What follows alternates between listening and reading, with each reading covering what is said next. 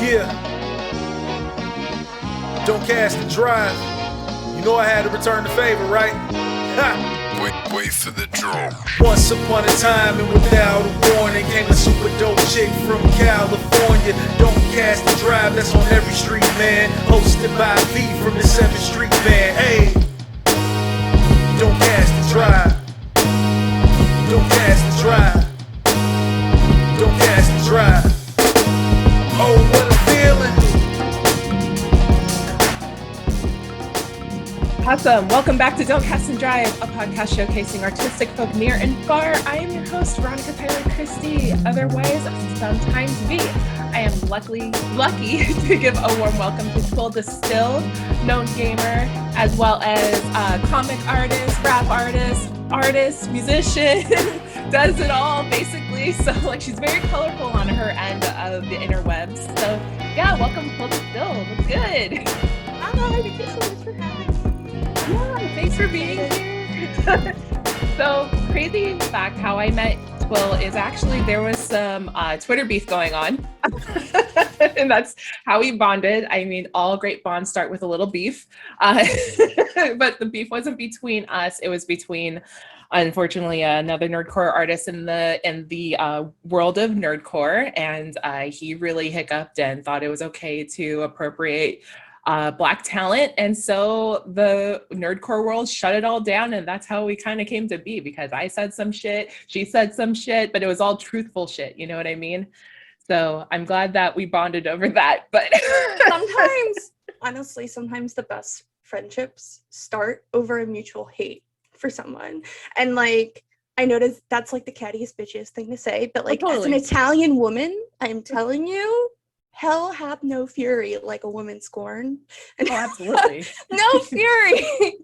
Like nerdcore bitches who ain't gonna put up with shit no more. So especially like as a white female artist in a predominantly Black genre of music where it is rooted in Black culture, like it was just like, how can you say these things as a hip-hop artist? Like couldn't be quiet anymore. So yeah, I don't want to give his name too much air, but I'm sure we all know a diss track came out of it. God bless Oh My for that.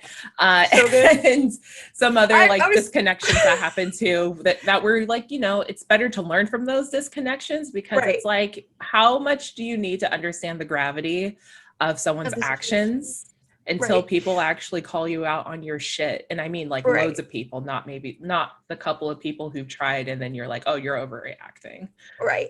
Well, I mean, and like with this particular individual, like this wasn't like the first or second time he had done this. Like I had been told, and I'm not going to name any names because people told me these things in confidence, but like I had been told by like 10 people at like one point, like, and they were all, you know, people of color, of, you know, indiscretions they had with him, and the things that he had said or done to them.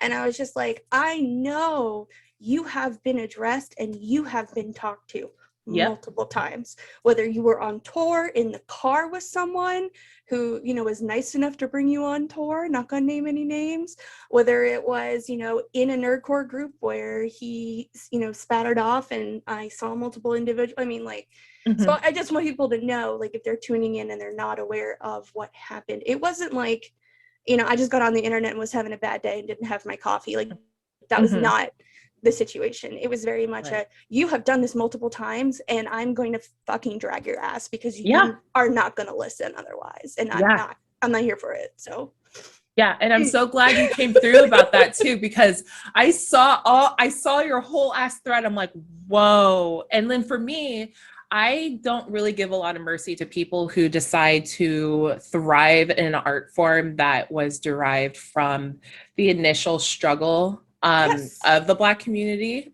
you know, especially being someone who is Black and has grown up, who has been raised in a low income situation, and where rap is used to be expressive and poetic, and you know, we try to transcend ourselves by creating new art forms that show our worth. And then once people figure out that's cool, like they dive into it and create their own genre about it, right? And so Right. and I mean, the freeing thing about poetry, right, you can write poetry about anything or whatever, and so that's what he did. Right. But I just don't, if you're going to take an art form and thrive in it and then think it's okay to come back and then apply for something that was supposed to be for the Black community, and you think it's funny that you didn't get it because you're not Black, Like, that's not a funny. joke. That's taking Mhm. away opportunities from somebody Right. who could have properly thrived in that, and who that person should have been Black. It's not like, cute. And it's like, I just don't get it. Like, why would doesn't. you, like, He why, doesn't. like, Yeah. where did your brain like forget, like, you know? Well- And I give this lecture to all my jazz friends too. Like, Right. if you're in jazz and there's a like a if there's a protest, or if there's a civil rights movement going on, or if there's some sort of big movement happening, you need to be there to step up and say some words and say some things that are supportive, because you are thriving in something that was not originally yours and not culturally yours. Yep. Like, be woke about it. Like, Right. be educated. And you know, these are Black. Oh, sorry. I'll just. I think the problem is too. I think honestly a big problem, because I have had this conversation with Lady J and Osiris and Kim a lot, and like I am so thankful I have those three in my life, because they have been the tried and true friends where I was not always great about this. You know, I was very, you know, I thought I was woke and was not woke, you know. And I'm still on my journey to wokeness. But, you know, they were willing to be like, Twill, no, like, and, you know, they were willing to sit down and talk to me, and like, until I finally like understood it. Yeah. And I think what's truly unfortunate sometimes is that, and I'm in no way like trying to make excuses for people who do these things, but I truly think it is very uncommon, at least in like white culture, to have conversations like this, because growing up for me, it was just like, well, we just don't talk about it, and if we don't talk about it, then no problems can arise out of it. It's kind of like you just like chew it under. And for white folks, where it's just white people and they're very uncomfortable and they don't have someone to educate them and they don't have a way to learn about it, that's just what you know, and that's just what you do. And then like, so when I, you know, started with Wreck the System, and then I eventually lived with them, it was a very eye-opening experience. But I was very, very, very, very lucky to have them and Chubzilla and just constantly like educating. But I had to learn to admit I don't know everything, and it's okay if I don't know everything. Right. You need to shut up and listen. Right. You know, it's okay that you don't understand the Black experience, because you're not Black, Twill, not V. You know, and that's okay. What you can do though is shut the fuck up and listen, and then be an ally when your friends need you.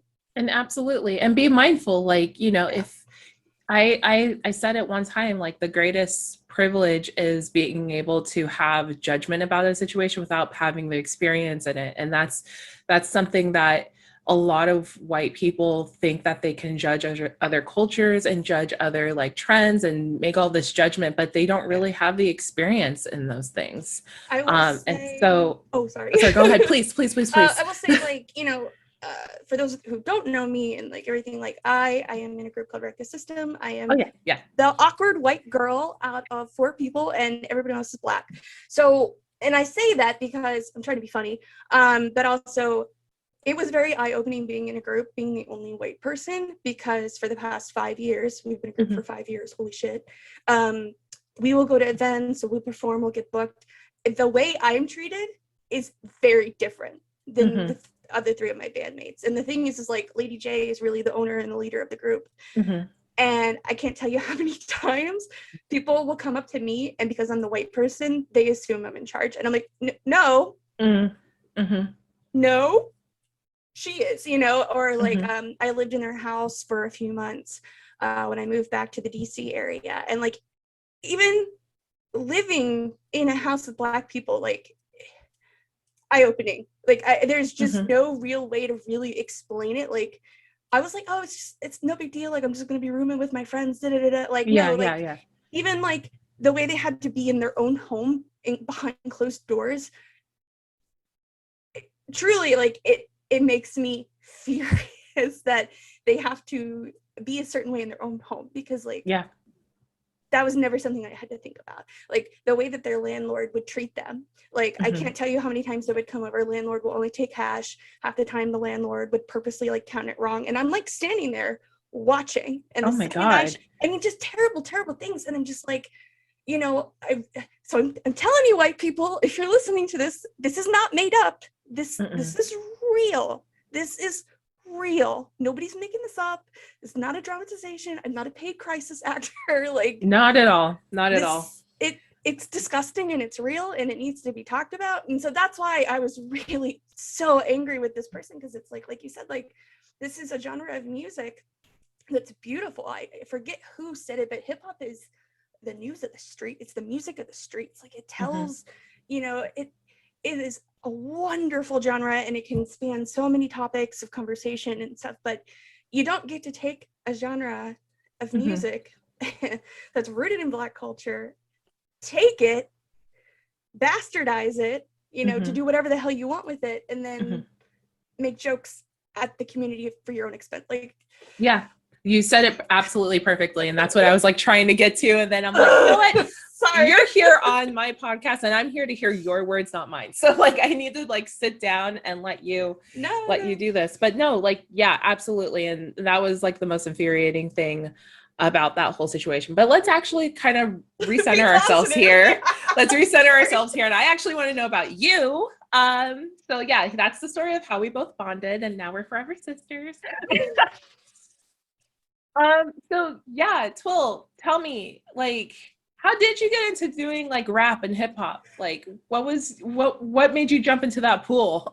Oh man, that's gonna be the widest answer ever after that great speech about.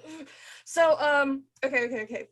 We're gonna take a journey back into time, boys and girls. Sorry.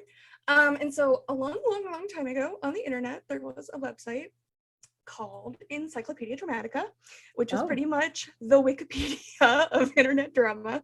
And I used to make music for their website. I made official content for their website, and it was not very nice, and all of those songs are gone for good reason. I was not a nice girl. It was very, very, very, very, very bad.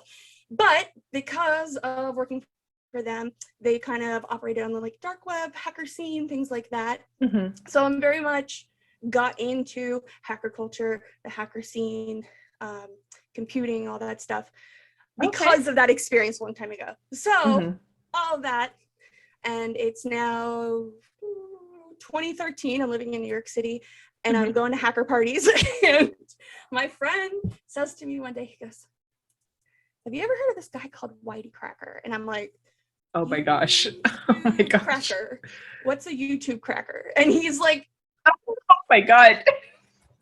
No, Whitey, like your skin. I was like, oh, that's so funny. Oh my God. And so he's playing me Whitey Cracker's music. Those who don't know, Whitey Cracker is a nerdcore rapper who does predominantly hacker rap. So instantly I'm like, holy shit, this is awesome. Like, I had never heard any other nerdy music before. Like, things ended really bad with Edie, which comes to no surprise to anyone because it's terrible website. And so I stopped doing music for a few years. I was like, no, I'm done. This is bad. I'm out. And so that is actually what got me back in. So I heard Whitey Cracker rapping, and I was just like, there's a genre for this.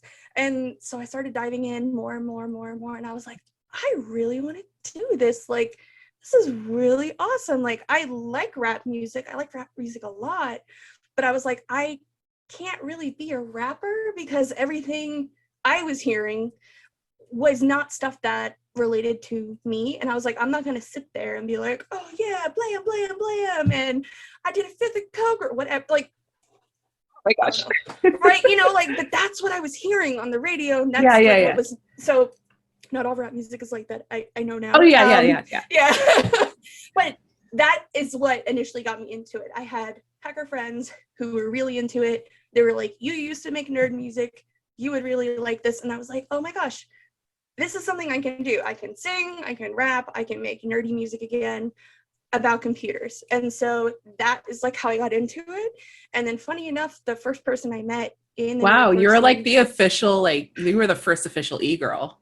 Like No, you're the first official e-girl for rap. Like no, there were other I mean, so the funny thing about nerdcore is that it's been around for a really long time. Like and apparently like there were other, like the genre started in like the early 2000s. I mean, it's been around for a minute. So there were other female nerdcore rappers before me. So I'm definitely not the first. right. I'm not, you know, but yeah, it was awesome. First person I met in the scene actually was Oh My. He found me because I did a cover of a Whitey Cracker song, and I just like was like, okay, That's so funny. Hacker we're rap. friends now. Yeah. And then he's also another hacker. So He's it's also like, well, this was when he was still in the Navy too. Like before he started wow. like his, like he was still in the Navy and doing his degrees and stuff and whatnot. So I didn't even know he was like doing hacker rap, because he has like normal, just funny nerd music. And now he's got a bunch of hacker rap stuff, which is phenomenal. But yeah, I'm also Italian and I tend to talk way too much. So I'm very sorry to ramble on and on, but yeah. Oh, you're That's how I got totally into fine. it. Yeah, wow, that's absolutely incredible. No, the world is small, especially in the nerdcore world. So I'm actually really ecstatic to hear like that's how you met a couple of people already. So tell me a little bit like how you got into like Wreck the System. I mean, I just again by us bonding on Twitter. I then had to like, do my research to see, okay, what's up with it? What's up with her? What does she do? What is up? What is up? I see comics, but what else is going on? So I saw Wreck the System. I saw a couple things, like a couple of videos that you guys did at an airport, which was awesome. And then I also saw the video that was dedicated to MagFest, like Do the Roar, which so I thought that was really cool, and that you guys were able to like get a video together, like based off of a bunch of B-rolling that you guys did at the hotels and stuff like that. So how did Wreck the System come to be? Okay, it's a long story, so I apologize. So it's a little bit of a continuation of what I just told you. So I'm into rap music. I'm like, this is cool. I'm gonna be a rapper. I'm terrible, but I don't care. And so because of my previous drama, I stopped doing music and I stopped doing art and I stopped going to anime cons because I didn't want to go to conventions anymore because I was afraid I was going to be recognized. I got like doxxed the whole 9 yards. It was terrible, right? So I was like, I'm not going anymore. So wait, doxed, you said? I was doxed at 19, had my nudes dropped. It was awful. Oh, that's the worst. That's another yeah, if you we'll want to talk about it. We can talk about it, but we'll circle back to that. So yeah, please. Yeah, I got doxed. The internet was like after me. It was awful. 0 out of 10, would not recommend. I'm able to joke about it now, so it's okay. So get into nerdcore, and I'm like, you know what? This is stupid. I want to go to cons. I want to see people perform. I want to perform.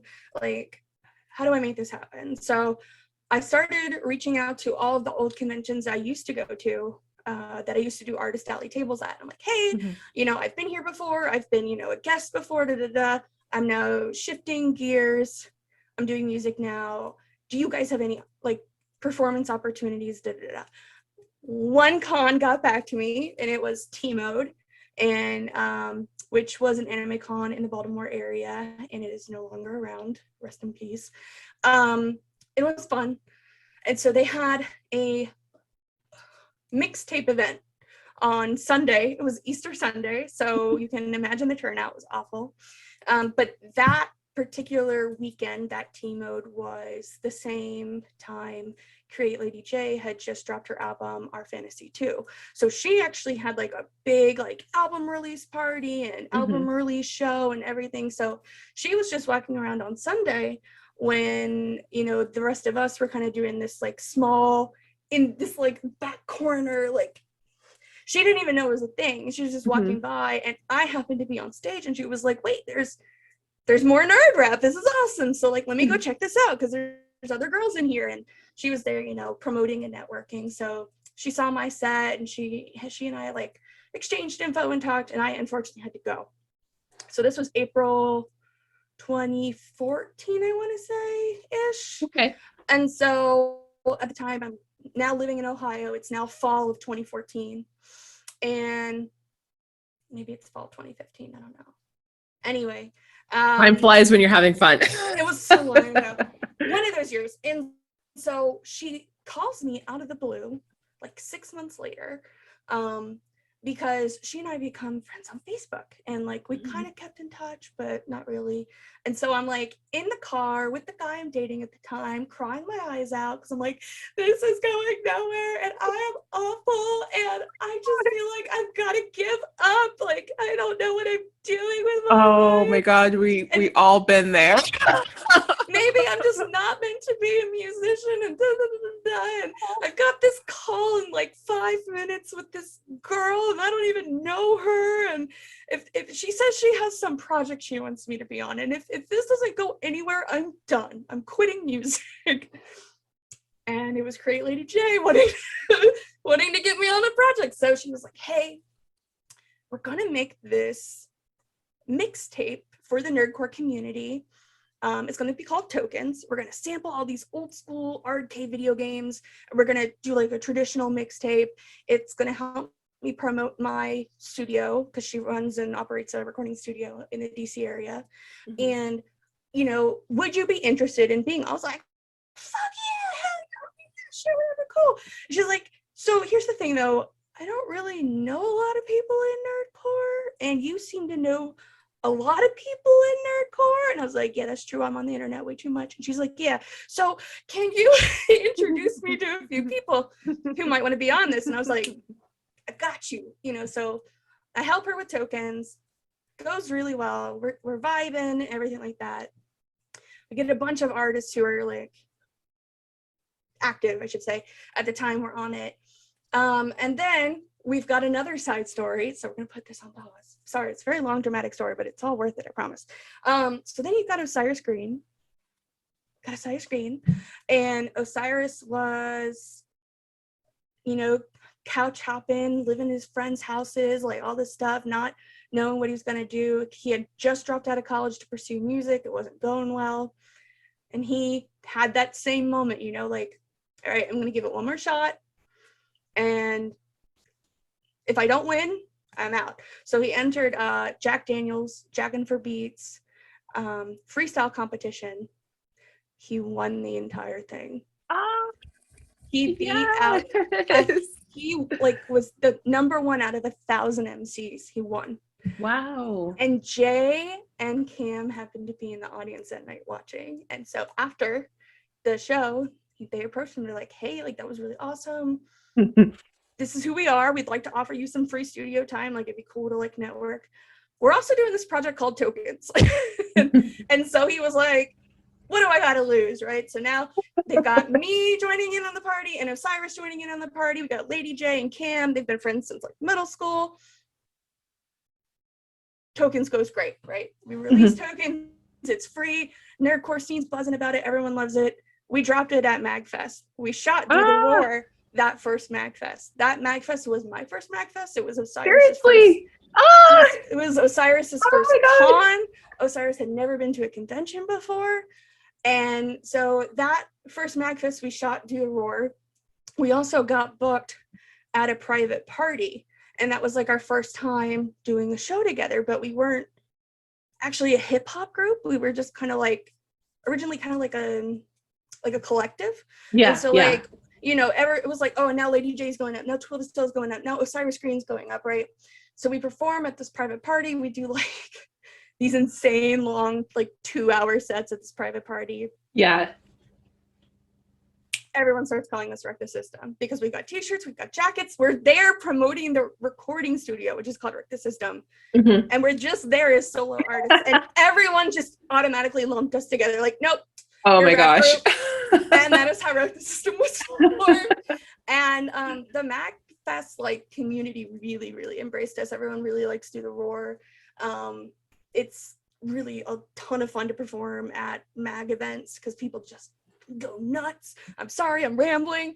But yeah, no, that truly is like how we formed. Like it was just a bunch of us and we were just so tired and ready to give up. And Jay was just like, give it a shot. And we were like, okay. And we are all very, very glad we did. No, that's awesome. From there. So. No, I love it when things kind of organically meld like that. I know that like Cam and sounds like Lady J were just, kind of just trying to put all the pieces together for their like bigger project. But like I'm glad that like, one thing led to another and it just got like, just promoted all this happiness and hope for your music career essentially. Yeah. Cause like trust me, I mean, you see a music stand back there, but like yeah. I too have had moments where I'm sitting there like laying down like that meme where you have your hands on your And belly that and tear, it's just like just tears everywhere. I'm like, is it Yeah. even worth it? Is It's it not even worth worth it. it? Nope. Nope. I'm quitting. I'm going to become a radiologist, even though I know nothing about Right. radiology. Like, Yeah. I No. will be working until I'm 90 years old. Like it's just this whole like self-doubt. And definitely I'm glad I'm not glad that you went through that, but I'm glad that we all kind of go through that whole like existential dread, like it's not worth it, man. But it is. It It totally is. is. Well, I will say I almost died when I was 16, and that put a lot of things into perspective. So a lot of times why I tell this story too is like, A, I want people to know, like, life is too short. Go do the damn thing. Like, Yeah. seriously, if you were to start right now, even if you're 40 or 50, whatever, go do the damn thing. Because if you never do the damn thing, you don't get anywhere. So you're so much better off trying and seeing where you get, because you literally have nothing to lose. Because if you just sit there and do nothing, you're never going to get anything. Absolutely. The second thing too is I want anyone listening to this to know everybody has this moment. Everybody has that moment of I'm going to give up, I'm going to quit, I suck. Like, you're not alone. If this is something you truly love, please don't give up. You never know what you may be missing out on. Exactly. Yep. Yeah, no, I absolutely agree. And like anybody who's having that moment, like just reach out to somebody, somebody that you were talking to, like find a way to like spark that joy. And also remember, it's on you. It's not like you, Twill, but like it's on you to like really like just remember like, okay, whatever I do, I'm not gonna let go of that thing that's been holding my foundation. So yeah, no, absolutely. No, but that's so cool. So I mean, I also noticed that you also have other collaborations. Like I saw that you had a song with Schaefer the Dark Lord, who is just the sex god of nerdcore. So like, I love Schaefer. Oh my god, he's been absolutely like a doll every time I ran into him. But yeah, no, that's cool. And then like also I saw that you guys have other projects. Like I saw that you guys did a AMV for Reboot, which is old school Toonami. Like holy shit. Like I was like, oh my god, my heart. Like every time I mention Reboot, everyone's like Reboot. I'm like, but no, listen. No, it's the best show.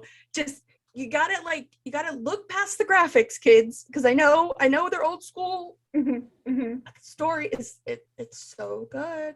I could tell a million stories about Reboot and keep my mouth shut, but such a good show. I just really like the whole like, oh my god, we have to play another game, and it's like this whole like cube thing that just drops down, and then they're in a different realm, and they just have to figure it out. It's like the Doomsday escape room. Right. It's great. It's great. So no, I really loved that. Like it was really really great. So tell me about then. I mean, I know you got your music side of things, and I also do want to talk about VPC in a little bit. Because holy shit, I've been listening to the tracks and this is the first time I've ever heard about it. So I feel like impressionable and green to this whole thing. For a good ride.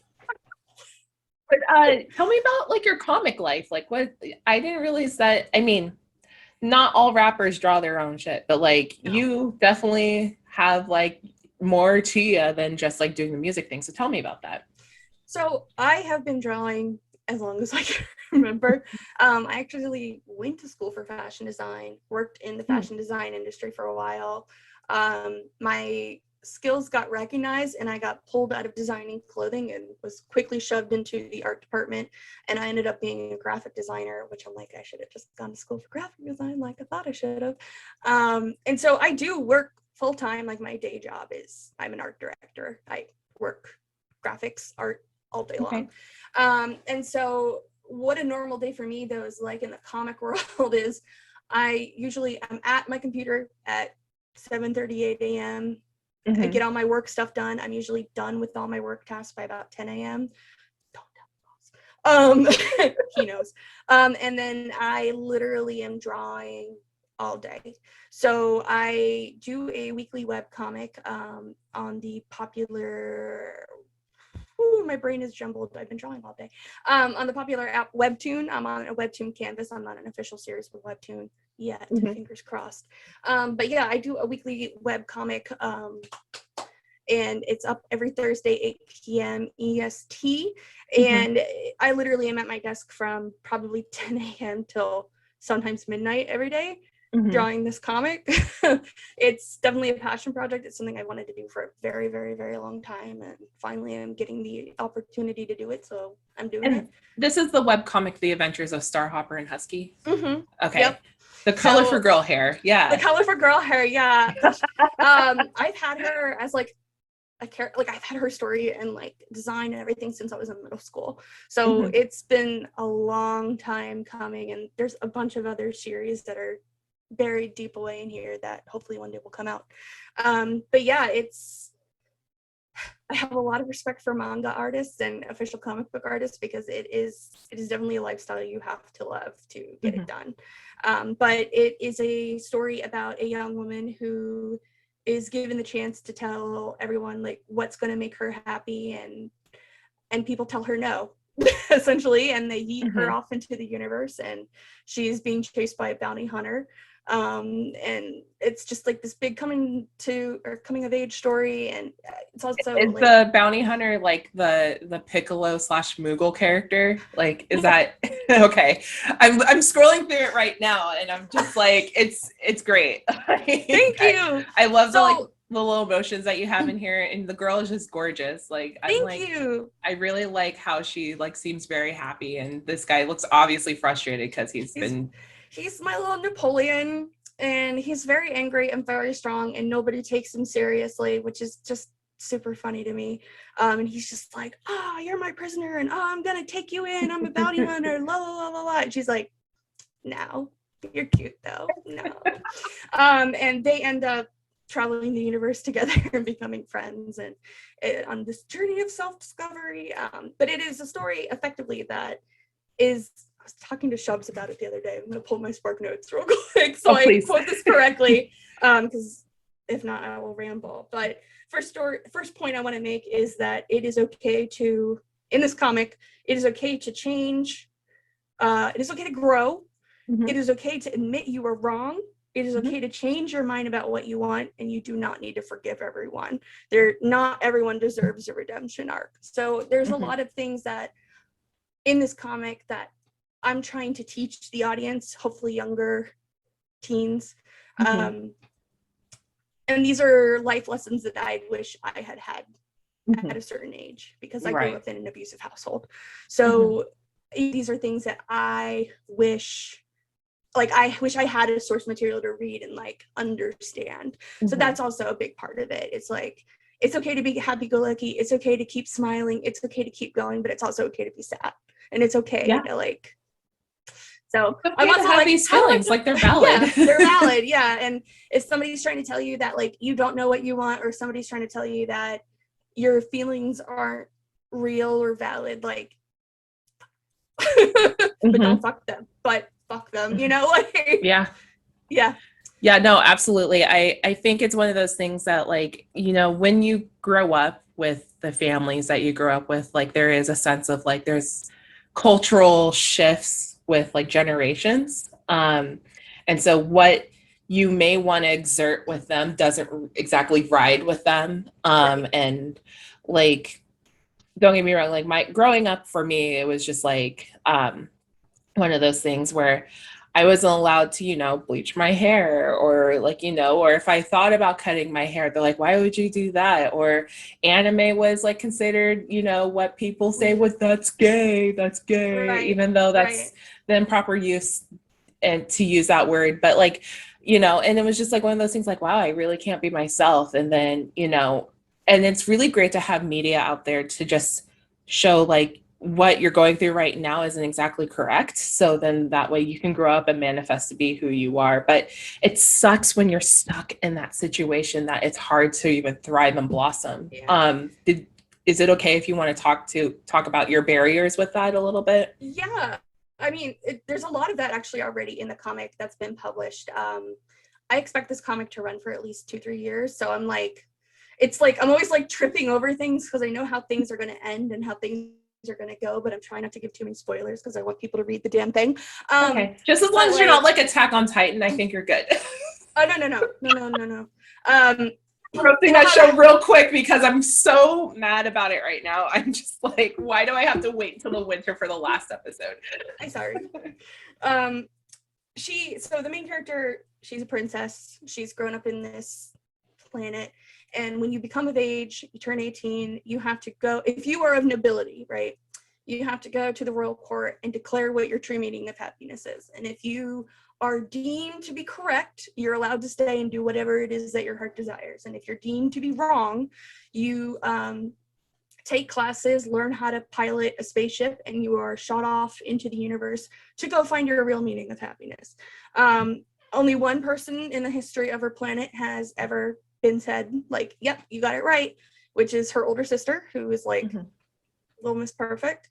And the main character is like a rebel. She doesn't really want to be a princess. She would much rather go hang out in like the poverty sectors, and she sneaks out of the palace and likes to play sports and all sorts of stuff. And so she goes to the royal courts and she's like, look, there's a problem on this planet. Like we've got segregation, we've got poverty, we have all these awful things, like, and you, like, we, the royalty, like, we're stealing their sports, we're stealing their culture, we're stealing everything, and they're suffering out there. Like, give me a chance to fix this. I want to fix this. This is what I'm supposed to do as a royal person.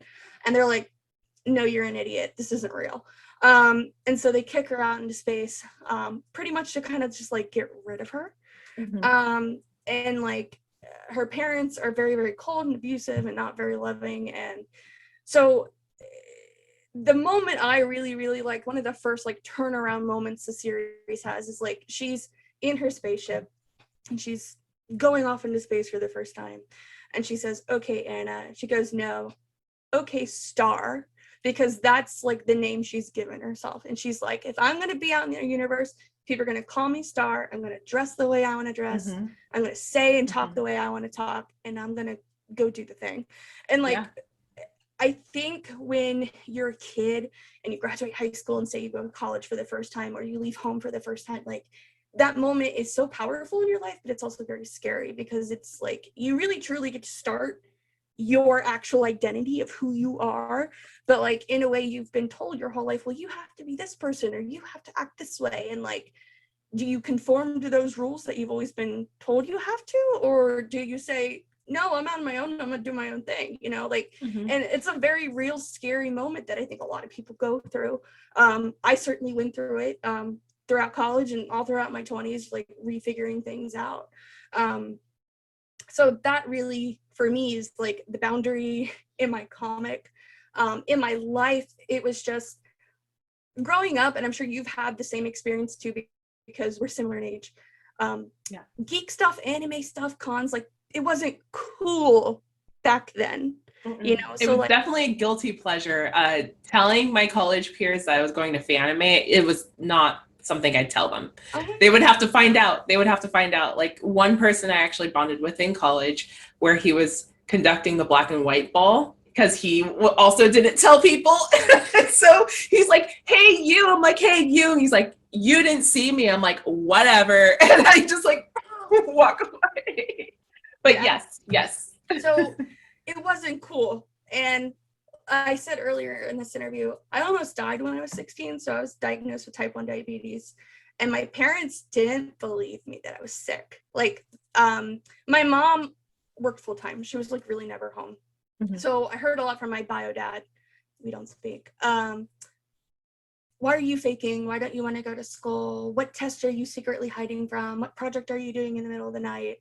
And so I literally almost died. Like they told my parents when I was in the hospital, like, you're lucky you brought her in today on Tuesday, because she would not have made it until Friday.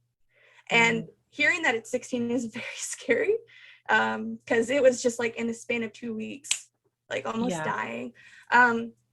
So that experience, I mean, I remember sitting in the hospital being like, everyone expects you to go and be a music teacher. Everybody expects you to do this. Everybody expects you to do that. I almost died and I didn't even get to be myself. Like I remember sitting in the hospital bed thinking these things, like, oh my gosh. So I said, I want to go major in fashion. I don't want to be a music teacher. I want to go do this. I don't want to do this anymore. So that changed a lot. Senior year got a lot better for me, but my whole life I've been into anime and had no problem telling anyone. So, you know, like 2 years in high school as anime club president, was in anime club in college. I mean, anime club, anime culture, anime, everything. Like that literally has been my whole life. And I'm really glad I've had it because it gave me an outlet and it gave me a way to escape when I was being told I couldn't be who I wanted to be. So for me, you know, that was the barrier I constantly fought against. I do have privilege of being a white cis female where a lot of the things I wanted to do is what was kind of expected of me. So I didn't have to fight back on that too much. I'm very much female. I love being a girl. I love dressing up. I love doing, you know, girly things. But like the whole like, you can't be an artist. You can't be into anime. Video games are for boys. Oh my God. Yeah, like that. Those were the things. And I feel bad being like, those were the barriers I fought because compared to a lot of the other struggles people go through, that's really not much. I'm just rambling. I'm sorry, babe. Oh no, you're fine. You're absolutely fine. Yeah, no, I just like to piddle paddle off of these things, right? So like, no, it's definitely like one of those things. Like, yeah, like expressing that I liked anime, like it was childish. I'd not taken seriously. You know, even like leaking that in the workplace or college environment, I felt like I was treated slightly differently. And then I go, oh, and then I would have to be palatable about it, right? So then I would like get all nervous, like, oh shit, like I don't want to like confess that I'm into this stuff because I'm a loser. And then I would go like, oh, not really. I mean, I watched Tsunami growing up and that's about it. And then I would like sit there like in another room, like going through my head, like, why did I lie? Why did I lie? Right. Like, I didn't need to do that. Right. So it's crazy how like, you know, I'm almost turning 30 and now I'm okay with like telling people like, yeah, I like anime. So what? And it's like, but it's Right. unprofessional. I'm like, your gaslighting's unprofessional. So I guess we're even. Right. Well, and please correct me if I'm wrong, but I have always been told by my Black friends, it's especially harder in growing up Black in the Black community, saying you like anime. So like I was very lucky growing up for myself where the person who exposed me first to anime and video games was my uncle, who is my mom's brother. And so he would bring over the 64 and he would teach us how to play like Mario Kart and Mario Party. And like, we would play all the old, like we played Donkey Kong 64. So like, he really got us into that. And then he let us be kids essentially. Right. So like he was kind of like our primary guardian while my mom was working. And so it's not that she wasn't around because she didn't want to be, she was the provider. So that's how my mom was. So yeah, I get it. Yeah. And so he would just let us be kids and let us be dorks. And like, he also liked watching the old school Voltron. He hates the new Voltron, but he loved the old school Voltron and the Saya and the Saya. He's a real teddy bear. But yeah, like, but he like allowed us to have personality about it where like my dad growing up, like he's never going to listen to this, but like he was just like, he was like weird about it. Like where if we got too much into it, he was just not about it. But he would definitely like make fun of like Dragon Ball Z and then watching Dragon Ball Z because he used to watch a lot of old Kung Fu movies like Bruce Lee's movies and all that stuff. He would see Dragon Ball Z and be like, oh, this actually is like pretty cool stuff. So it had to be a hyper masculine for him to really get into it. But the Sailor Moon stuff, he was just not about it. Powerpuff Girls, not about it. Like he was not really into Tenchi Muyo, hated it. Like it was just like he only wanted the really like super masculine stuff. And like if my brother was watching Sailor Moon, he would actually try to drag my brother out of it. Oh my God. And he was just little, like at the time. My brother doesn't care now. He watched all of Naruto and like finished Shippuden and reads the manga, so he's good. But yeah, other than that, like kind of bringing it up to like my other parts of the family, like it's very traditional. They're very traditionalistic, is what I'd say. Where if we bring it up, it's like, oh, it's the devil, or oh, it's like that's not going to get your life very far on. And you know, it's all this dumb, like I'm not into it. And it's the same thing with my dad's side of the family. Like they're not really into it. My cousins are. But yeah, like as for like being Black too, I did see some friends in middle school kind of suffer through it a little bit. I did have like a small core group of boys who were Black who liked anime. Yeah, so going back, there was always like the differences of like how these Black boys in my middle school, they were much different than the Black boys in my middle school who wanted to act all like extra hood or try to implement what what the true like project culture was, because I lived in the projects in the Monterey area. So like there was the kids that would just like be there, stir trouble because that's what they've seen that their dads and uncles have done, so they want to mimic them, versus the boys who watched anime who are like, we just want to watch anime and be left alone, and we don't want to do all the dumb shit that you guys are doing over there. Like, we're just trying to play it cool. And then also I remember this one boy would get made fun of because one time he tried to grow out his hair and straighten it, and it just didn't look clean at all. And I mean, like, it didn't look fully flat, and if there was moisture in the air, it would just poof up, and of course he got made fun of. And so he just had a hard time because he wanted to be like not only watching anime, but he also wanted to be kind of like have the whole emo style. Yeah. And like he was trying to come to be, but of course the other Black boys have made fun of him for that. So like he was also having trouble. So it was just, I can see being a Black boy watching anime and trying to be like a full-fledged anime fan is like what I want to call it, because like then you learn like, oh, my hair doesn't do the same thing, or where do I identify with these characters?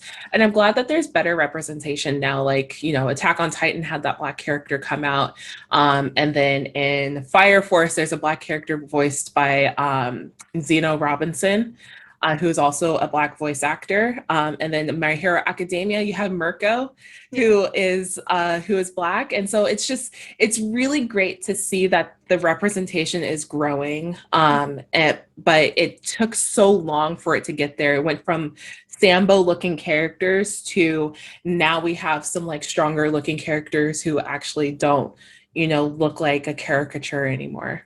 And so I'm really glad that's getting to that. So that way Black audiences can relate more to the story instead of me having it more as like a fantasy. I mean, anime is a fantasy in general, but like representation matters. Representation definitely matters, and I'm glad that there's more of that. But the poor boys in my neighborhood, yeah, I think about them all the time. I can think about like who it is, like, sup Josh Waters if you're listening to this, or Marcus if you're listening to this, like, and Cameron who's listening to this, like, you guys, I think about you all the time when it comes to these things. But anime conventions, meeting Black boys at anime conventions, though, what's funny is that they've always been kind of troublesome because they get into the worst shenanigans. And I mean like the alcohol shenanigans, that's a whole different story, but it turns around to where it's like now that they're on their turf, they're like, let's fuck shit up, Yeah. Like you and your group has had a lot of shenanigans on your guys' end. Poca.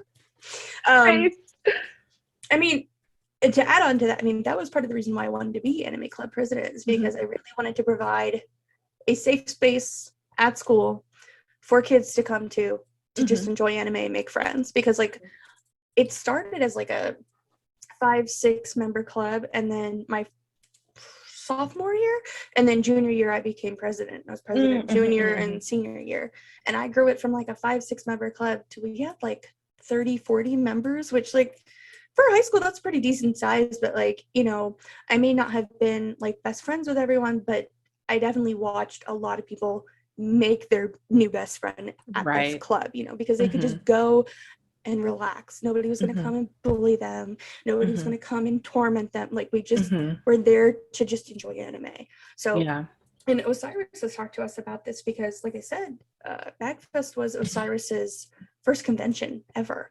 And he told us, like, growing up, I always wanted to do these things, but like I was made fun of, or like I felt like I couldn't. So I feel so bad because like I was very, very fortunate where, I mean, my parents made fun of it, but I just didn't give a shit. I'm just like, I don't care. Like, I want to do it. But I will say, as to representation matters, it absolutely does. And one of my favorite rappers in the scene is Samus, who's a Black woman. I love her. I love her. Oh my God. But she has a song, I think it's called Perfect Dark, and she talks about how Black girls want to have a hero too. Mhm. I actually drew her a fan art piece because of that song. Like, because the first time I saw her perform that, it hadn't been released out yet. It was before that album came out. Mhm. And I was just sobbing in the audience because it really broke my heart to hear like the lines where she talks about, I tried to draw a superhero and the first thing I could think of was a white girl with blonde hair and blue eyes. And you know, it doesn't really hit you, I feel like, when you're a white person, because Oh no, I know exactly what you're talking about. She's describing like Tifa Lockhart's and like all those girls, and you know, even her alias Samus, like, is a white woman, is a white woman right. with blonde hair, and that was like, I'm sure when these characters were designed, like obviously like that was like the top, like, you know, big boobs, long hair. That's what was like powerful and at or considered powerful. Like, I'm not gonna say it was powerful, but like, you know, the blonde fetishization of blonde women, blonde women, blonde fetish. Okay, sorry, go on. Focus. But yeah, like, no, I was listening to that, and I think that's in the album Pieces in Space. And yeah, when I first heard her rap, I heard her rap live in Oakland, with a nerdcore showcase, and then I also bought that same album that night, and like, yeah, I was crying too, because yeah, I had a hard time growing up and trying to cosplay. Like, I didn't feel right, and also being a plus size girl too, like being a plus size girl and trying to find a character, and also being like, you know, dark and having big hair and not hair that would stay flat. Like, you just feel really defeated, like, oh, is this really for me? And initially, I mean, it's designed to be entertainment, but entertainment, there's so much reflectance that you do off of that. Like, is this something I'm able to do? Is this something that I belong in? Like, am I trying too hard? Why can't I see myself here? Exactly. You know? Yeah. So yeah, even when I was listening to her, like, I was like, wow. And even Samus, like, you know, having darker skin than me, is also probably has had her fair share of obstacles that are much different than mine. And so yeah, like, listening to that stuff, I'm glad that she was able to open that doorway. I feel like she was one of like the very earliest rap artists who were able to open the door of like, hey, I'm sexual too. But I also want people that look like me in these things that I enjoy, you know, and I'm really happy to see that. When I first heard her perform that song, she said at the end, like through tears, like, if you are a content creator, put us in your games, put us in your books, put us in your movies. And I remember sitting there just being like, when I do my comic, there will be representation, God damn it. And so, I mean, there are Black people, sorry, my eye. It's okay. It's flaking in my eye. There are Black people in my comic. There are lots of different races and animals in my comic, and it was really, really important that, like, I spent so much time like figuring out how to draw Black hair and trying to make sure that the storylines I wrote for these characters did not fall in that typical like Black best friend stereotype who's only there to advance the plot. So like the Latino best friend, the Black best friend, but never the main star. Yeah. So and you know, and then I felt like such an asshole because I'm like, here I am trying to make my comic inclusive and include different types of, you know, races and everything. And my main hero is a blonde girl with blue hair. It's okay. I'm not gonna. Yeah, I think it's fine. Like, I mean, at least, like, you know, there's more visibility with the different races, and of course, like, you know, I mean, everyone's gonna have like, and I'm not saying you obviously you didn't do this on purpose, but like, everyone's gonna have their own biases based off like how they see themselves in their story too. So like, that's okay. But like, the fact of the matter is, like, to see you being proactive, and I know I'm kind of taking this onto social media, to see you being proactive about, you know, about speaking out for like those who are suffering, and then also like really laying in it with other people and creating dialogue. Like, I think that's the most important thing that you're also doing in supplemental of like what your media is doing too. So like, I think it's absolutely great, and I'm really glad to see your strength in that, because whoo-wee, like it's so exhausting to just be I like, hey, there's a problem. There's no Right. problem. There's a problem. There's a What problem. problem? Well, and like I get very angry and frustrated and tired, and this isn't even something that affects me day to day. And I'm like, if I'm this angry, frustrated, and tired, I can only imagine how they actually feel. And the other thing too is, and I'm going to sound like an asshole when I say this, there are some white people out there who are just not going to listen to Black people. Just Oh no, absolutely. no. But they're more likely to listen to a white person. So if I have to be that white person to be like, hey there, fellow white man, I will be. Not to toot my own horn. Osiris always tells the story about how I drove over to the studio one day and Jay was late and she was not picking up her phone or replying. We're all like, is she okay? And we get a text message from her and she said, hey, I'm sorry I'm running late. I got pulled over by a cop. I should be there in 10-15 minutes. And then the next text we got was, oh, it's going to be a little bit longer. They're making me get out of the car to search it. And like, we knew where she was. She told us like her location. And like, my first response was, I'm getting in my car and I'm going to go drive over there and be the biggest fucking Karen because this is ridiculous. And Osiris had to like, be like, you're not allowed to leave the house. Do not go there. And he was just like, he later was like, it really means a lot that you were willing to run towards the cops because most people will run away from the cops. And I was like, I don't want my friend to be another statistic. Like, there's a big problem in this country and it's, yeah, absolutely. No, and it's definitely scary and thank you. Like, no, seriously, thank you for always like being there and like, hopping right on top of it. Like I feel your energy. I'm over here in California and I feel your energy. And so like the energy is definitely appreciated. And yeah, no, I absolutely feel it. Like, I sometimes play the halfway card because, my mom is Black, but my dad is white. So, sometimes like I have to code switch a lot. There's been a couple of times I've had to pull like other friends out of situations or I had to be the distraction. right.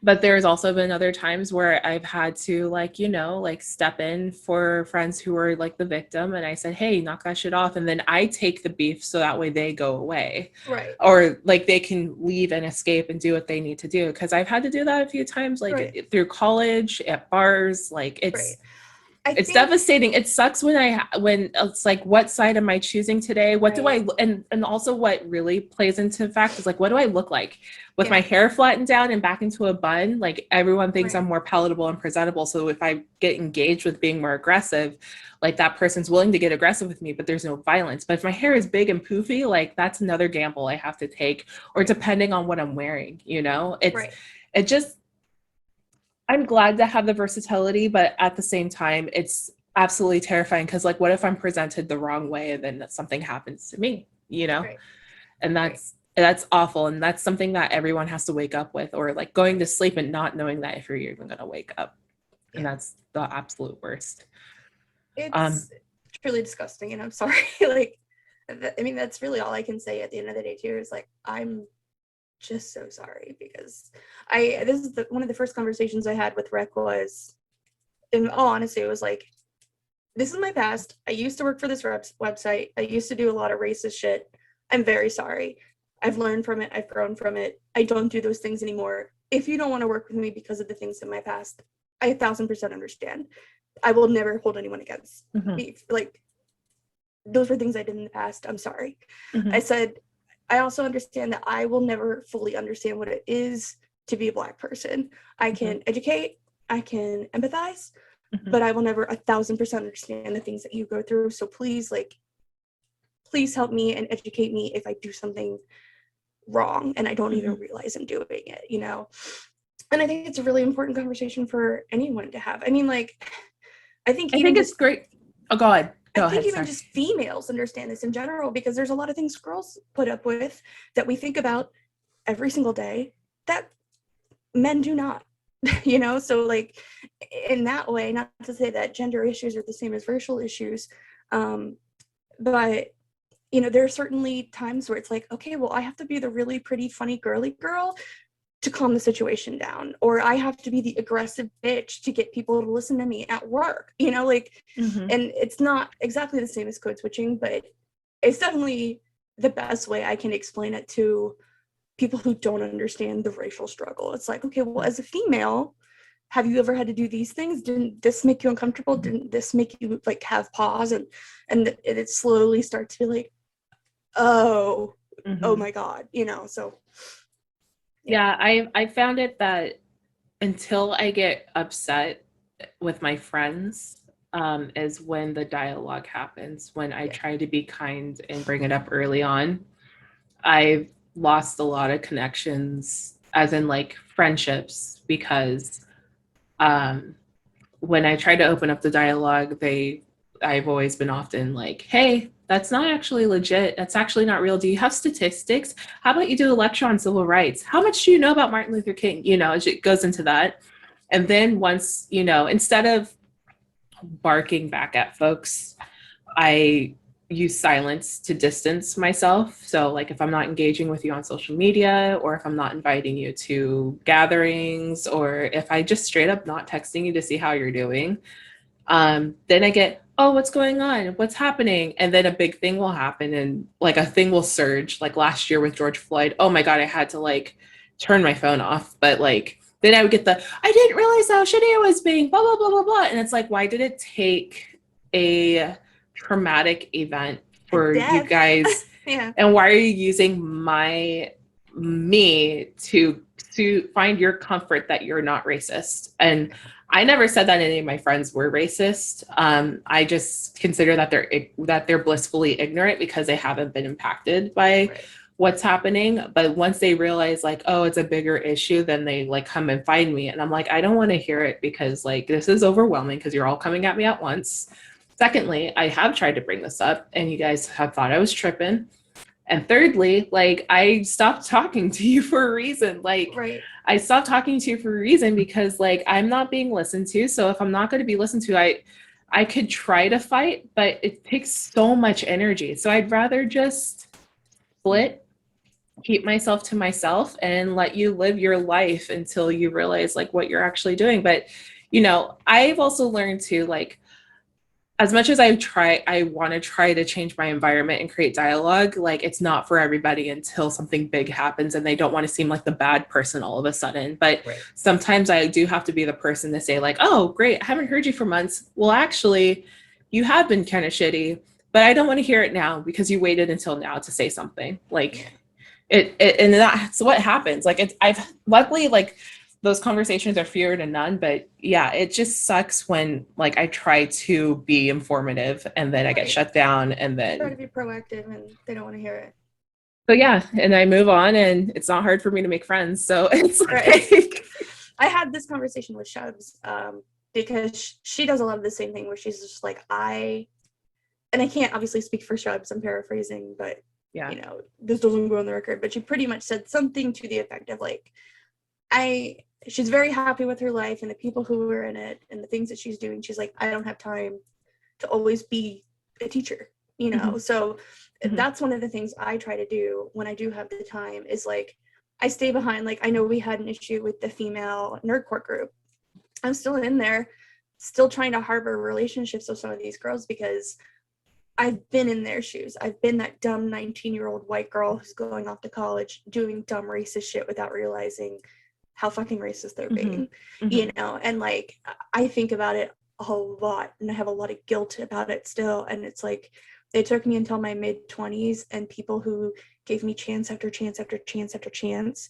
And I was very, very fortunate because not everybody gets that, so I try really hard if I'm able to break that barrier down and build a relationship and educate, I will. But, there's only so much you can also do. There's some people who I've built really good relationships with and we've had good conversations and they're learning, and then there's other people where I've tried to like, and it just and it's like, I feel like at least I tried, but it's also exhausting, and not everybody has the time to do that. And it's also like, if you're so much of an ally and you're so woke, like you claim to be, you should be educating yourself too. You should be proactive about this too.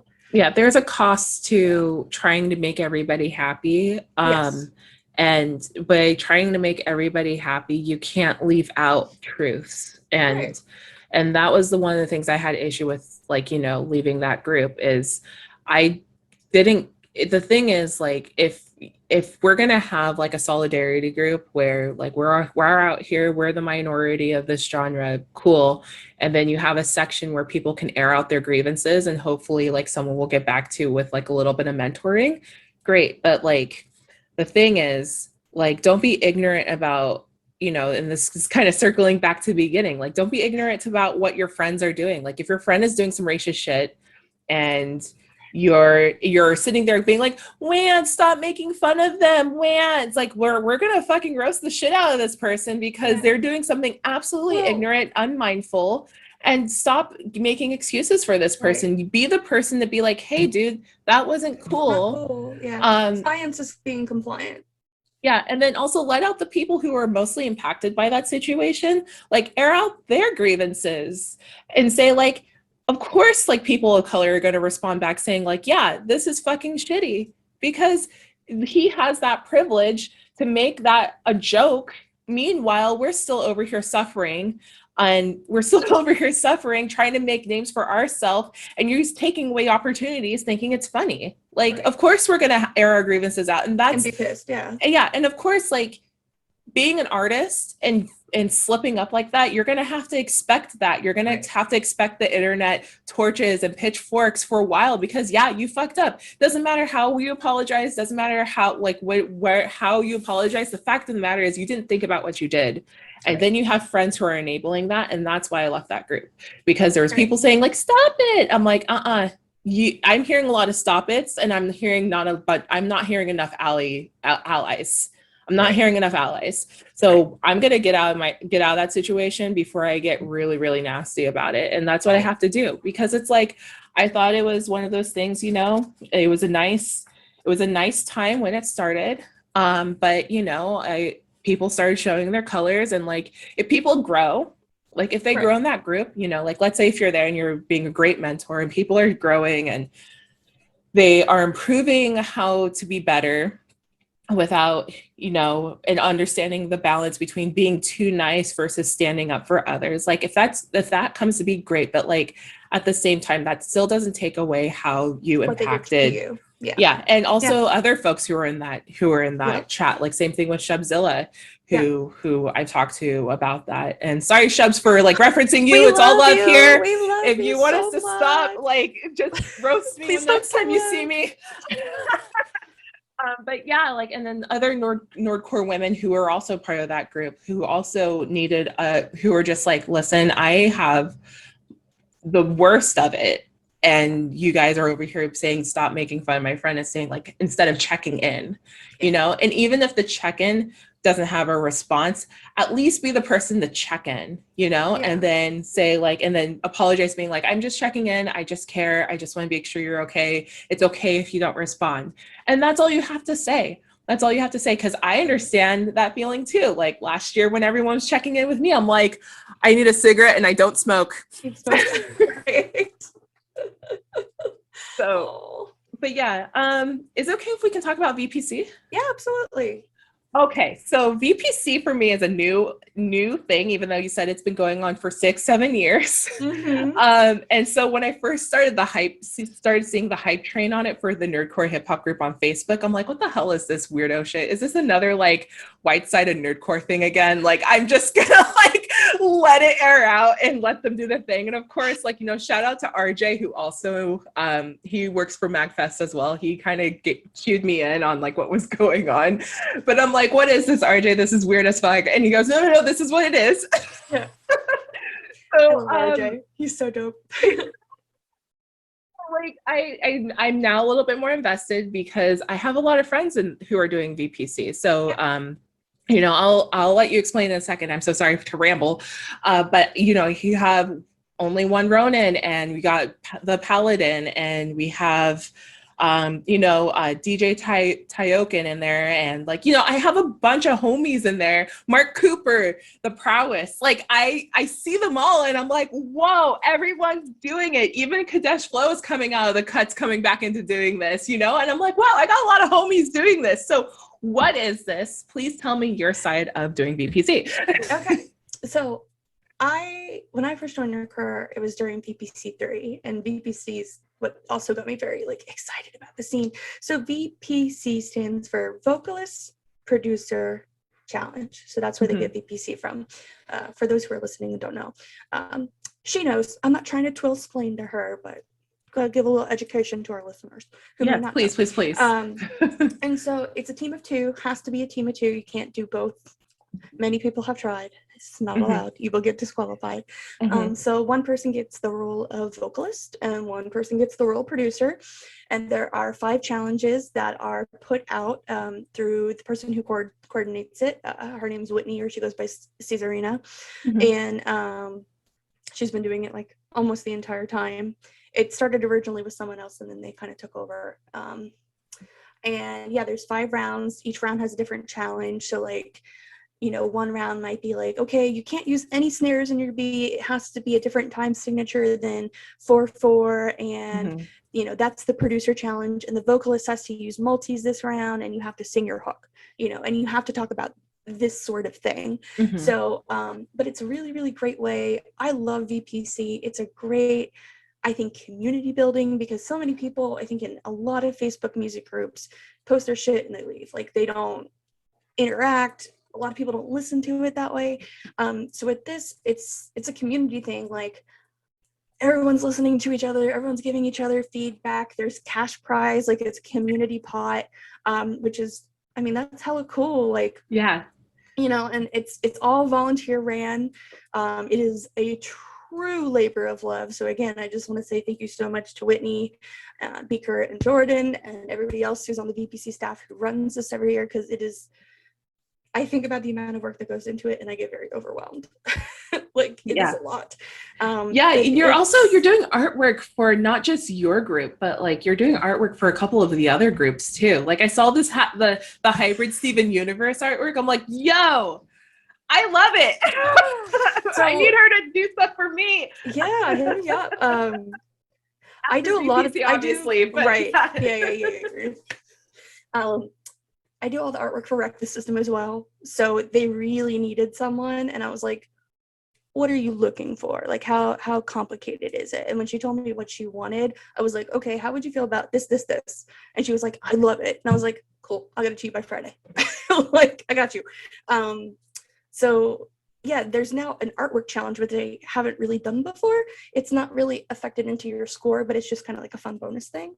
But like this year, I'm doing it again with my friend, Johnny Hackenslash. And last year he was the producer, I was the vocalist. So we swapped roles this year. So I'm producing and he's the vocalist.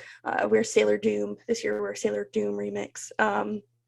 It's just fun. It's a good way to get to like, if you're new to the scene, you don't know anyone, it's a good way to like hear a bunch of new artists and figure out like, hey, I really like this person, or I really like their sound. Like, let me go dive into their discography, because it can be very overwhelming to join any kind of music scene and try to figure out who to listen to and who to get to know. And like, that's one of my favorite things about VPC is that you've got old school nerdcore people, you've got new school nerdcore people just jumping in, creating, being fun, and just coming together as a community. And that and I absolutely love and I closely follow the nerdcore hip hop group because I do nerdy podcasting, so like of course I'm always like over there like kind of just looking out for those who I want to interview next, but also like I've done a couple of nerdcore songs here and there, but like I try to keep myself hush hush because like I don't want to pile on more projects at this time. I know. I'll share after the interview. There's a bonus like hidden diss track somewhere too. So anywho, I can need to hear these. Oh, I will definitely share these with you.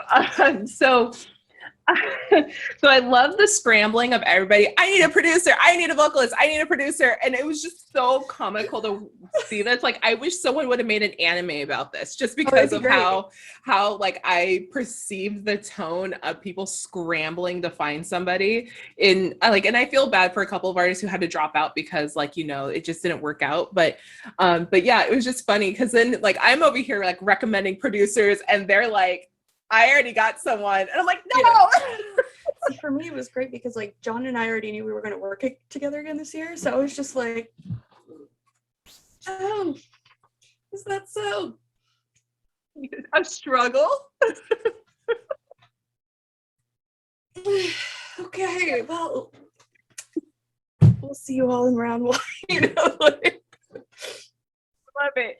even Rec did that. Even Rec, because like Jay, Cam, and Osiris like formed their teams last minute. Because Jay, I think, was like a week or two before VPC started. She was like, "Well, Allie's doing it, so Cam, do you want to do it?" And he was like, "Okay, why not?" And then Osiris was like, "Well, shit, Twill's doing it, Jay's doing it, Cam's doing it. Like, fuck," you know. And so he ended up pairing up with one of the producers from the studio. Okay. Last minute. I'm looking at the roster right now. I see Create Lady J is with Cam, so that was easy. That was like, hey, okay, you know, just like yell across the hallway, hey, you want to do this? Pretty much. Like, I think I even have like the text thread where they were like, so VPC, and I was like, yay, friends. Oh my gosh. No, that's so funny. But yeah, I'm seeing like a lot of like people who are like together and like obviously like some of these I'm like, okay, that makes sense. And then some of these other ones I'm like, oh, I didn't realize these people knew each other. Mm-hmm. And I also see people that I've also done a nerdcore cipher with at a con. And I'm like, whoa, I didn't know like JOJ was going to be in here. Like, holy shit. And I love Jay. I absolutely love him so much. Like, he's such a cute teddy bear. But anyway, yeah, like I love the hype train for this. I love the crunchy memes that come out of this, even though I don't KKMDS has I don't think you were in the scene last year, right? I wasn't in the chat exactly last year, no. Or the Facebook group. Right. So there's a team called KKMDS, which stands for King Kong Mega Dong Schlong. Oh my God. Jesus Christ. They started this thing last year where they literally like it was like once or twice a week would put out a VPC meme about their team winning first place. And it just has become this like, oh my God. Like everyone, like even in our round 0 track, I was like, you know, call me psychic, but KKMDS is going to win first place. So we'll get second place instead. Suck our dicks. Like, you know, like, because I was like, they're just going to win first place. So, like, there'll be times when people are reviewing tracks or things like that, or like having podcasts or live streams, and everyone gets to KKMDS. They're like, best track of the round. They're going to win this competition. It's already been projected. This year's winners are going to be KKMDS. Like, it's just, that's my favorite VPC meme. So if you ever see me being like, KKMDS, it's just chef's kiss of memery. Yes, no, I love it. I love it. Yeah, and like I said, it was like the part of like the internet where I'm like, what is this? Like, what am I looking at? Who's annoyed? I'm waiting to see who's annoyed. I'm like, are we good? Are we good? Okay, we're good. No, but I absolutely love it. Like, I love it so much that I'm now feeling like I want to get involved for like next year. So like now they have a new person. Some people too, like some people will drop out halfway through, or like some people will join like the second or third round, and it's not because like they know they're not going to win, but like they'll join in because they want the feedback, you know. Mm-hmm. And you know, so that's always an option too. Like if you know, if anyone wants to produce for my girl V, her, you know, like right, it's a good way to get feedback. It's a good way to network. It's a good way to meet people. So absolutely. And and I feel like I really bond with this group a lot, especially like I miss conventions, like in-person conventions especially. So like, I mean, luckily enough, like I keep in touch with a lot of the Mag West people through a Slack channel. So like, that's great. But like, as for like the in-person experience, like that was like a release. So like, I absolutely miss those a lot. And I'm hoping like the world gets to a better place so people can be together again like this. But how are you feeling about yours? Like I listened to some of your guys' tracks. I saw that you mixed in a little bit of your rhymes in there for your Sailor Doom, right? Was that you? For round 0, yes, because round Okay. 0 wasn't an official round. So round 0 is a thing that people will do, like, oh, we know the VPC is coming, so Okay. our team put together a track just to be fun. Okay. So yeah, this year I had like a little feature. So yeah, no, I'm the Oh, that's producer. right, because you did Rhapsody and Be Better. Yeah, Rhapsody would be better. That's a So clever. and That's that a clever. Yeah, I like it. John thought that up. So John was actually, so Hackney was one of the artists I originally heard in VPC3 when I first joined the scene. And I was like, man, I really hope one day I can collab with this guy because he's just so great and funny. Da, da, da. But he'll never want to work with a kid like me, right? And now it's funny how these things work. But last year he produced for me, which was super awesome. He's a talented fucking producer. He's such a nice dude. Like, just honestly one of the nicest, sweetest people you will ever meet. And so I had such a good time. I think we were like halfway through VPC 6 last year. And I was like, one of these years, Jay and I are going to team up together. But next year, if you want, like, I'll produce for you. Like, he was like, really? I was like, hell yeah. Like, Sailor Doom forever, man. He was like, yeah. So we ended up doing it this year. And early in 2020, we found out he had cancer. And he's doing much better now, but like that was really, like, I was really scared. Thankfully, like, they caught it very early, and from what I know, like, he's doing great, so yay. But it was also really scary to watch my friend have to go get like surgery in the middle of a pandemic while having cancer. So I'm just really, really, really, I feel fortunate that I get the chance to even work with him this year, because I was very worried last year that I was going to lose my friend. And it wasn't even like super dicey, but just, super just scary, man. Like, but he is just so fucking funny, and he's so smart, and he has amazing, great ideas. And the thing I really like about working with him is, like, it is a true collaboration. Like, there's sometimes I do music with people, and it's like, they're really just like a feature or afterthought. I'm like, hey, do you want to be on this? Or like, they want me to do all the work, and and I hate that. But when I work with him, it is a true collaborative process, which I love. He is a true creative. He does not have enough fans. Like, I'm a very mean, bitchy girl, okay? And if I don't have something negative to say about you, when I have negative things to say about pretty much everyone, that's how you know you're a good person. Oh, okay, Yeah. okay. But I know where we all need to fit in the bar now. Is there anything that you want people to know about VPC, that anything else that you're doing about VP, like your end on VPC, before we kind of come to a close with this podcast? Sure. So if you are watching or even participating in VPC this year, vote 10 on Sailor Doom Remix. Give everybody else 5s. No, just kidding. Talk. Please, please, please, please, please, please, please, please. If you do give us a 10, thank you. But please don't, like, one bomb vote people, because people will do that. They'll just, like, vote one on people's tracks to, like, because they think they're helping their friend, or they think they're being funny, and like, we work really, really hard on these tracks. So just be kind. It doesn't take very much to be kind. But the other thing too is, like, if you listen to these and you like them, let people know you like their track. Like, it would be dope. And if you like this stuff, share it, because that's how, like, people like me and people like V, and like, that's how we grow and make fans and do our thing. So, like, if you have any questions, like, people in the community are usually pretty friendly. They can be a little trolly, but they'll usually tell you when they're going to be a little trolly, especially with VPC stuff. But if you have ever wanted to get into the nerdcore scene, now is the time, especially with VPC going on, and listen to our stuff and vote them on Sailor Doom. Yes, vote Sailor Doom. Oh wait, I don't want other nerdcore artists attacking me. But since you're here, right? Oh, it's so crazy. Yeah, no, I absolutely love it. So yeah, before we close out, aside from, like, VPC, now here's the part. Is there anything else that you would like people to know before I ask you about your handles? Okay, so like I said, my name is Twill, Twill Distilled. Twill like trill with a W and distilled like vodka. I make EDM, pop, nerdy solo music, and then I'm also in a group called Rec the System, spelled normally, spaces, Rec space the space system. And we do more of like EDM, rap, hip hop kind of stuff.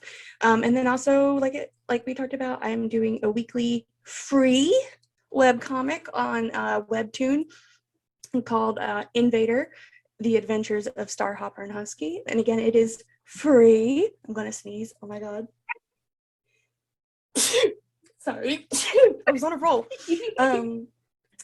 So yeah, you should definitely check that out and read it.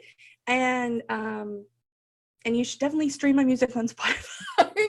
And I guess 2 pieces of random advice that nobody asked for is, it literally costs nothing to be nice to people, so be nice to people. And be the adult you needed as a child. Yeah, I like that one. I like that one a lot. Yeah, so thanks again, Twill, for being here. Yeah, no, I'm so glad that you finally are here, that you're now in my catalog forever. No, I'm just joking, but like, no, I'm absolutely glad that we've like are here together and doing this interview. Like, you've been so, you're such a gem. Like, it's like the one word I call everyone, but like, no, seriously, like a nice sparkly gem, and I absolutely love like having you here. So those who are listening, you can find Twill on most of her actual, like on her social medias. It's all just Twill Distilled. So all spelled together. All spelled together. If you Google Twill Distilled, I promise you I'm the only person who shows up. So that's the one thing about having a really weird name. Saw me, baby. And like, you know, if anybody gets lost in the sauce, just find maybe like red hair. You color your hair so many different colors, but like the most popular one is red. It's either red or purple. Generally, I need to make a new one. Generally, if I'm at a con, I'll have a huge ass bow on my head. Okay. That is usually how you can find me. I'll have to send you a photo. But like I will perform with a huge bow on my head while rapping. Like literally it's like this big. And it like weighs 2 pounds, and I have a headache by the end of the set. It's great. How many like pins does it take to keep it in there? So actually the bow that I was wearing on stage, I retired it when I did my last album, Invader, and it was sold off as a Kickstarter prize on Indiegogo.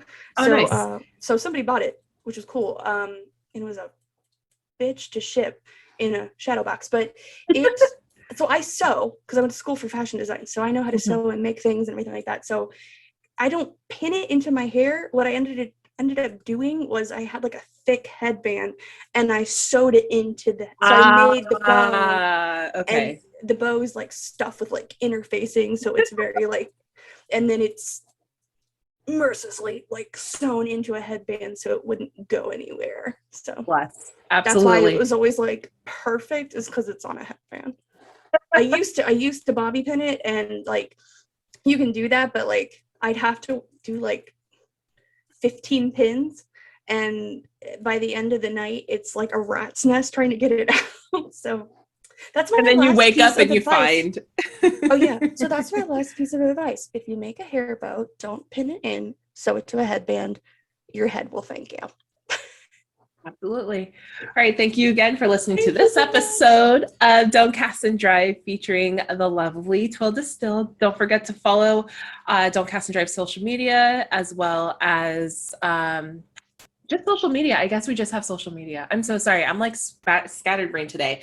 Social media. So you'll find Don't Cast and Drive on our Spotify, as well as our SoundCloud and our Apple Podcasts under Lady Blurred's podcast. We are together as a network, so you'll find all the interviews there. Don't worry, it will be especially labeled so that way you can find it. But other than that, again, this is Sometimes Be, and here Twill Distilled, and we will be seeing you next time. Wait for the drum.